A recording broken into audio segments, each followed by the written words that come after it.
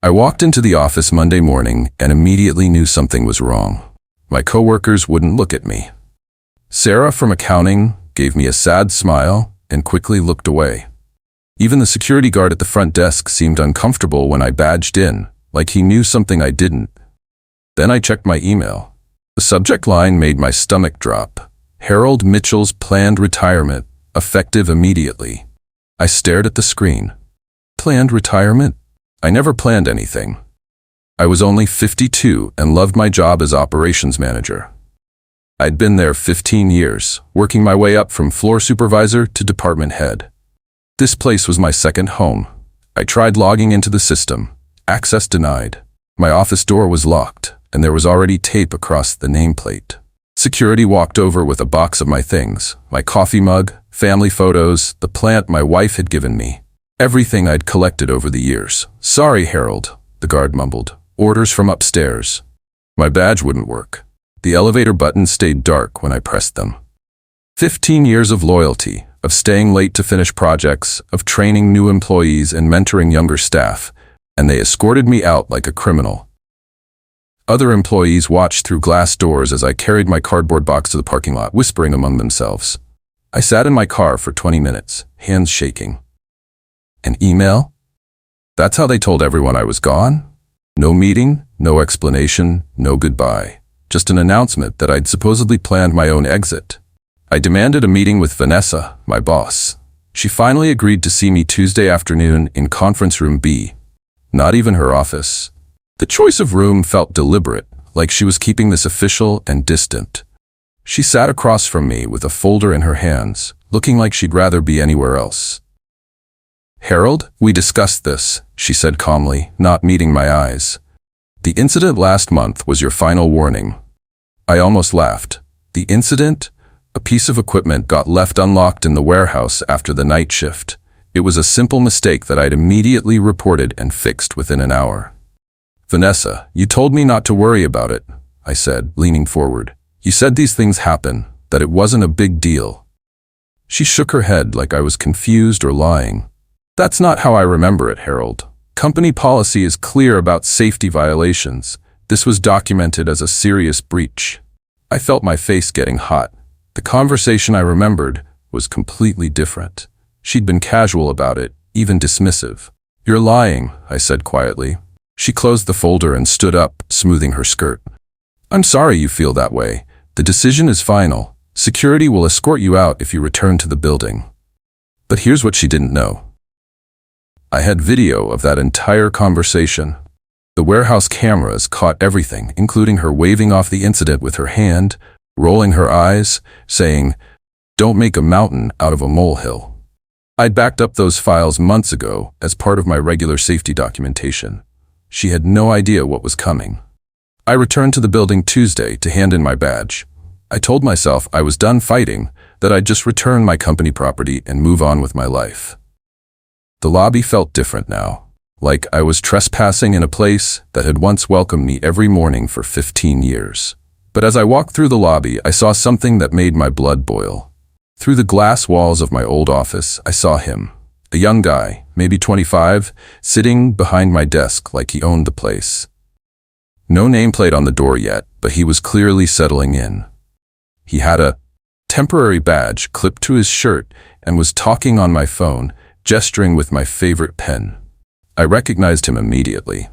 Jason, Vanessa's boyfriend from the company Christmas party. I'd seen them together by the punch bowl, her hand on his arm, both of them laughing at some private joke. He was some kind of junior analyst from another department, barely 2 years out of college. Now he was in my office, in my chair, probably making my salary.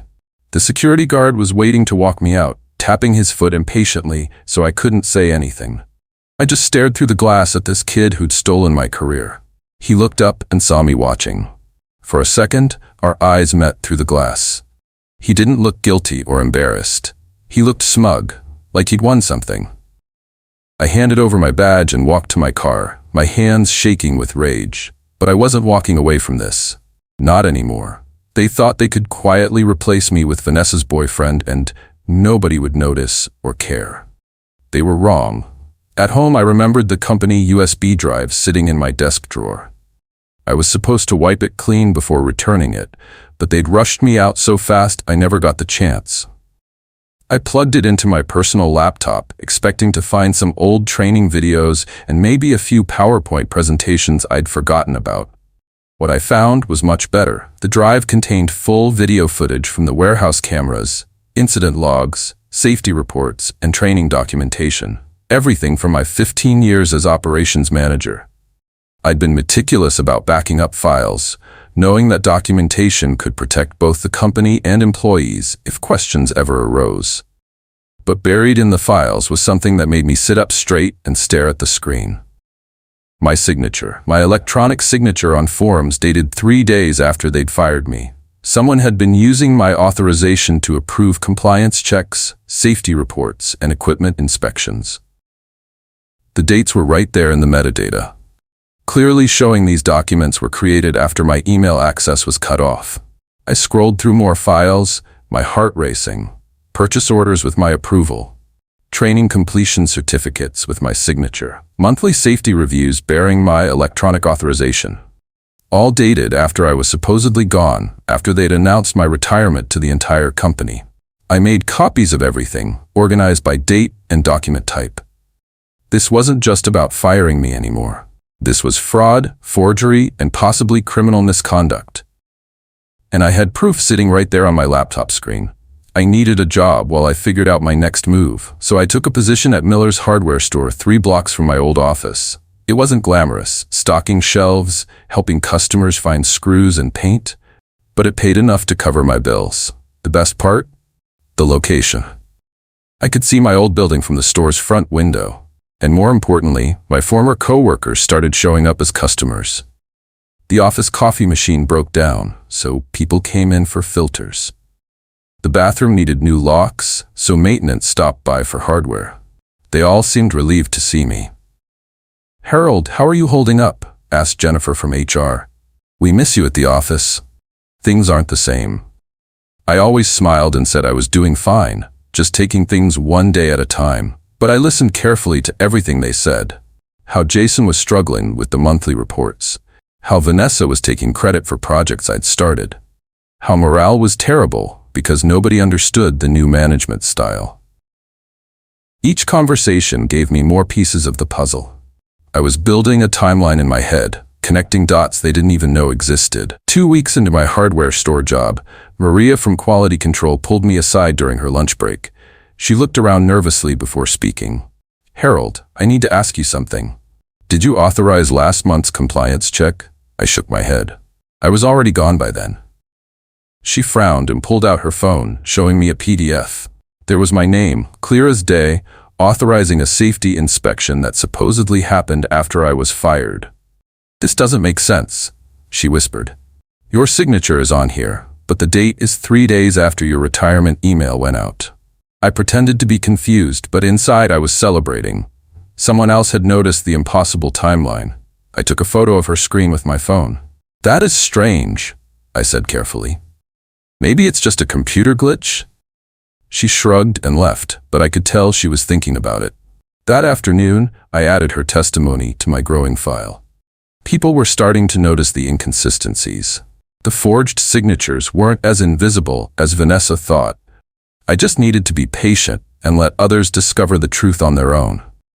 I was scrolling through LinkedIn during my break when I saw the photos. Vanessa's promotion party. She'd been named division lead, 2 levels above her old position.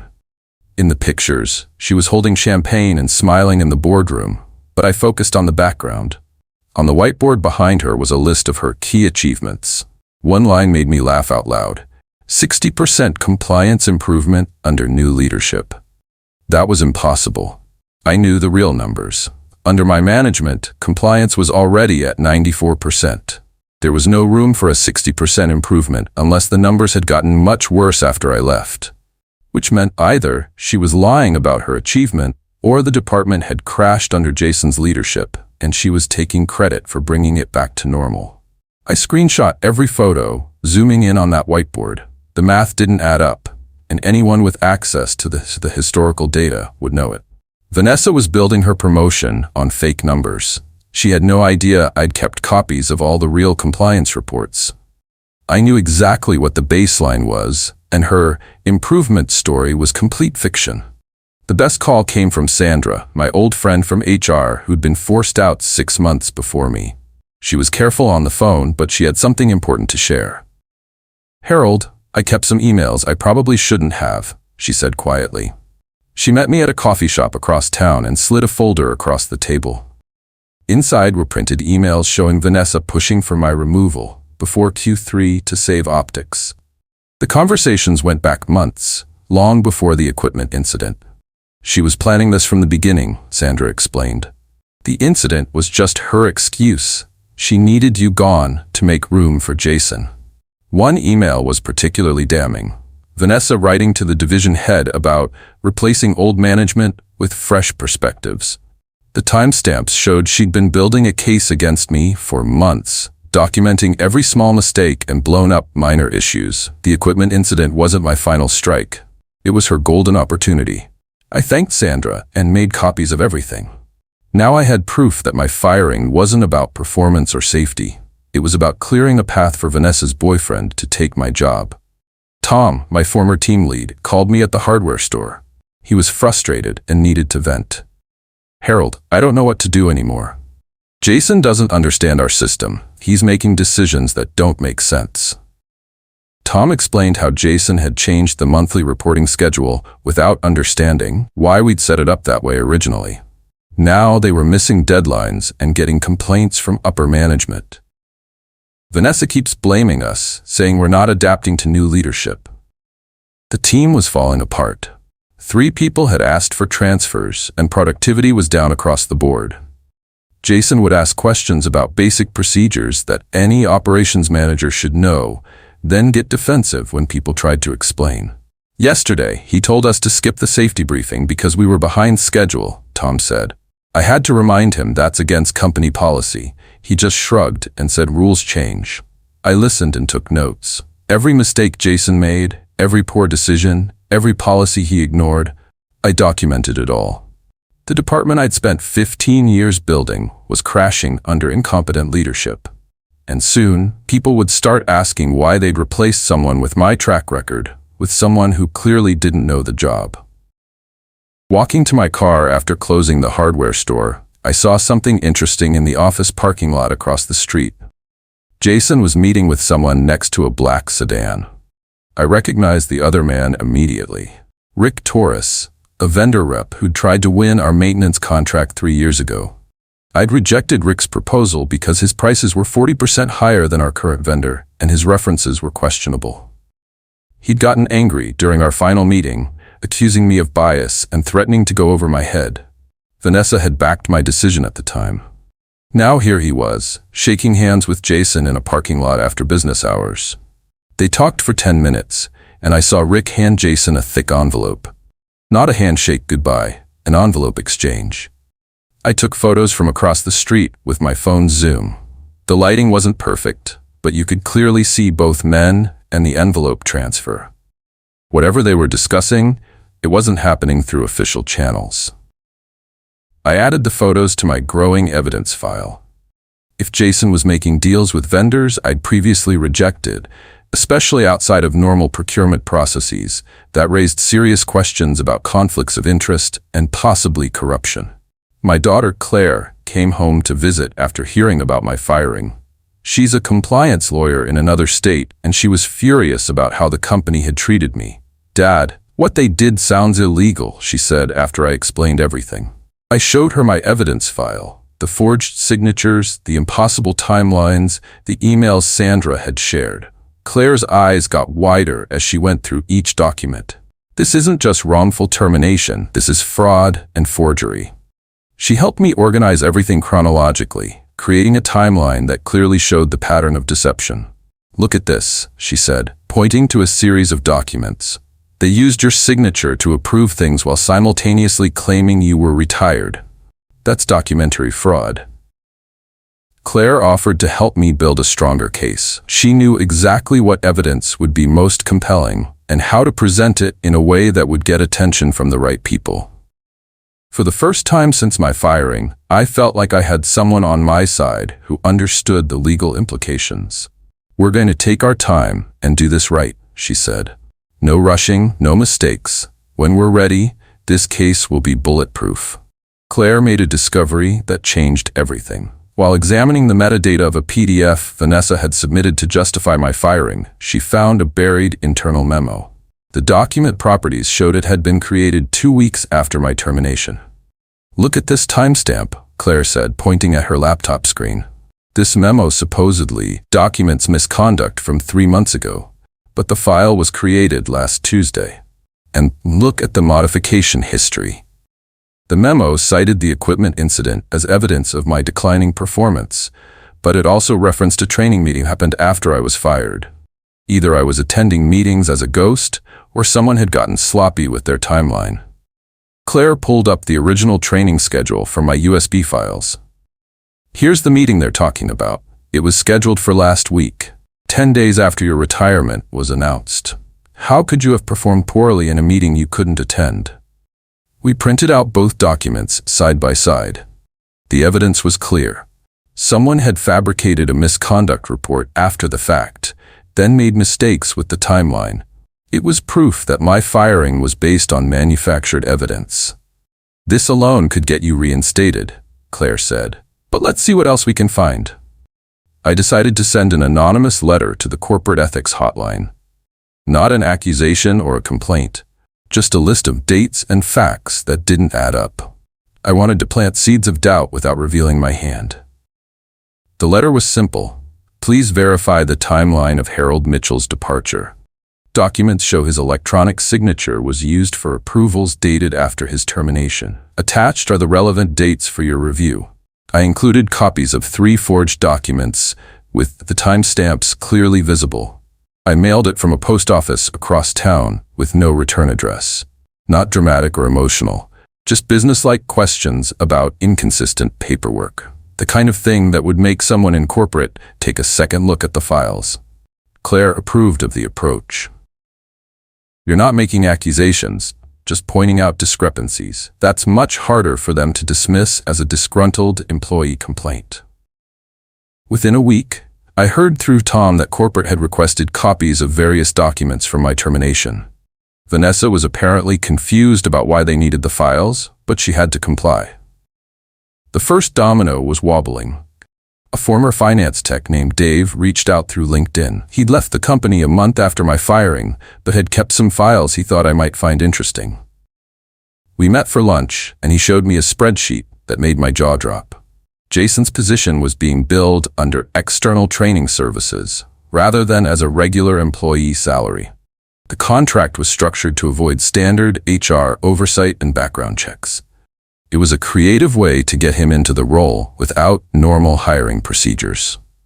"This could violate accounting policies," Dave explained. "Contractors have different requirements than employees. If he's acting as an operations manager but being paid as a consultant, that's a compliance issue." Claire was excited when I showed her the spreadsheet. They were trying to hide his employment status. This suggests they knew hiring him directly would raise questions about nepotism or qualifications. The financial maneuvering proved they'd put significant effort into hiding the true nature of Jason's hiring. It wasn't a normal promotion or transfer. It was a deliberately obscured placement that bypassed standard corporate governance. 3 weeks after my anonymous letter, something unexpected happened. My severance check arrived, but it was 30% larger than the amount they'd originally promised. No explanation, no additional paperwork, just a bigger check. I called the company's payroll department, pretending to be confused about the amount. "Oh, that was approved by legal," the clerk said. "Something about ensuring full compliance with termination procedures." She wouldn't give me more details. Claire smiled when I told her about the increased severance. That's a classic move. They're scared about something and trying to buy your silence. Companies don't voluntarily pay more severance unless they're worried about legal exposure. The timing was perfect. Just after corporate started asking questions about my termination documents. Someone in legal had obviously flagged potential problems and decided to throw money at the issue. "They're hoping you'll take the extra money and disappear quietly," Claire explained. "Which means they know they messed up somewhere. we're on the right track. The story hit the local news 3 weeks later. A major hospital had missed a critical supply delivery, causing them to postpone several surgeries. The news report didn't name our company specifically, but I knew exactly which vendor was responsible. I'd written training procedures years ago for handling medical supply deliveries. They required double verification and same-day confirmation calls. It was one of our most important protocols because hospitals depend on those supplies for patient care. Tom called me after seeing the news. "Harold, they stopped following your medical delivery protocols 2 weeks ago. Jason said they were unnecessarily complicated and changed the procedure." Now, people were suffering because of that decision. I pulled out my old training manual and found the exact procedure that would have prevented this failure. The protocol I developed specifically addressed the type of error that caused the hospital's problem. Claire was furious when I showed her the news article and my training documents. They're going to face regulatory scrutiny over this. Medical supply failures can trigger federal investigations, especially if there's a pattern of neglecting safety protocols. Claire confirmed what I'd been hoping for. The hospital supply failure had triggered a routine federal procurement audit. Not a criminal investigation, just paperwork review to ensure all vendors were following proper procedures. "It's standard protocol," Claire explained. "When medical suppliers have delivery failures, regulators want to verify their internal processes meet federal standards. Your old company is now under routine review." This was perfect. The audit would examine their procedures, training protocols, and compliance documentation, exactly the areas where Jason had made changes and where my forged signatures appeared. Federal auditors were trained to spot timeline inconsistencies and suspicious documentation. I didn't need to contact the auditors or provide information. They would discover the problems on their own while reviewing the company's files. The forged signatures, the bypassed training protocols, the unauthorized procedural changes, it would all come to light during a routine audit. Vanessa had no idea that her efforts to cover up my firing had created a paper trail that federal auditors would find during their routine review. Sometimes the best revenge is just letting people discover the truth for themselves. The news came through Tom, who sounded shocked on the phone. "Harold, Jason quit this morning. Just walked into Vanessa's office and resigned, effective immediately. No 2 weeks notice, no explanation." Apparently, Jason had asked someone in payroll whether employees would be named in the audit. When word got back to him that federal auditors were reviewing company files, he panicked and quit. His sudden departure raised eyebrows throughout the office. Why would someone leave a good position unless they were worried about something? The timing, right after the audit announcement, made people suspicious. Vanessa tried to spin it as Jason pursuing new opportunities, but everyone knew something was wrong. You don't resign immediately from a management position unless you're afraid of what investigators might find. Claire laughed when I told her about Jason's resignation. Guilty people run. His departure is practically an admission that he knew something was wrong with his hiring or his work performance. The best part was that I hadn't done anything to cause his resignation. He'd panicked on his own, probably realizing that federal auditors would discover he wasn't qualified for the position and that his hiring had bypassed normal procedures. I decided it was time to provide the board of directors with some clarity. I mailed an unmarked envelope containing a copy of the warehouse video that disproved the safety incident that had supposedly justified my firing. No return address, no letter, just a flash drive with a single video file. The footage clearly showed my conversation with Vanessa about the equipment incident, including her dismissive wave and her saying, "These things happen, don't worry about it." The video had timestamps and was obviously authentic. You could see both of our faces clearly and hear our voices. Anyone watching would understand that Vanessa had approved of my handling of the incident, making her later claims about safety violations completely false. I timed the delivery for the day before the monthly board meeting. Someone would definitely watch the video and have questions for Vanessa. She'd built her entire case for my firing around that safety incident, and now the board would see proof that she'd initially approved of my response. Claire helped me make sure the video file was clean and professional. No editing, no commentary, just the raw footage that spoke for itself. The collapse started the following week. First, the quality control manager resigned, citing disagreements with current management direction. Then the safety coordinator put in for a transfer to another division. By Friday, the head of procurement had also announced his departure. 3 senior managers leaving in 1 week sent shockwaves through the company. These weren't entry-level employees looking for better opportunities. These were experienced managers who understood the department's operations and had worked with me for years. The board announced a hiring freeze and internal restructuring to address the sudden management vacuum. Vanessa was still in her position, but she looked increasingly stressed during the few times I spotted her through the office windows. Tom told me the atmosphere was toxic. Everyone's walking on eggshells. Vanessa keeps having closed-door meetings with legal, and she's not sleeping well. You can see it in her face. The exodus of experienced managers was creating operational chaos. Without institutional knowledge, simple tasks were taking longer and mistakes were becoming more frequent. The department I'd built over 15 years was falling apart in real time. My source in the finance department told me something that made my day.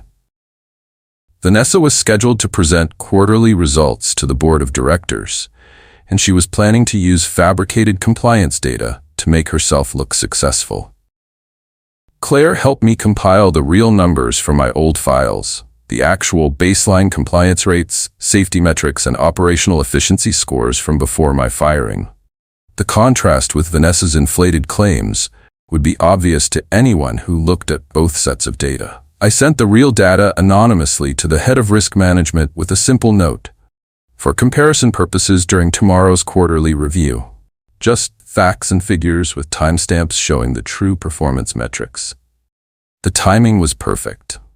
Vanessa would be standing in front of the board, claiming credit for improvements that either didn't exist or were based on my previous work.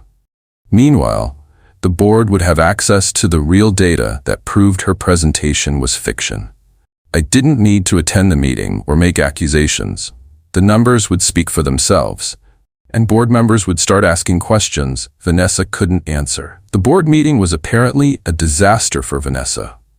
According to my contact in admin, she was halfway through her presentation when the chairman interrupted with questions about specific compliance numbers that didn't match the data he'd received.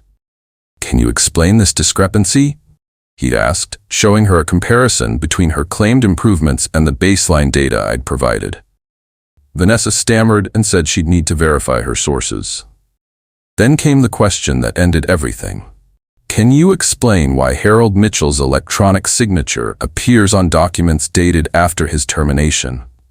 The board had obviously connected my anonymous evidence to the broader pattern of deception. Vanessa's face went white.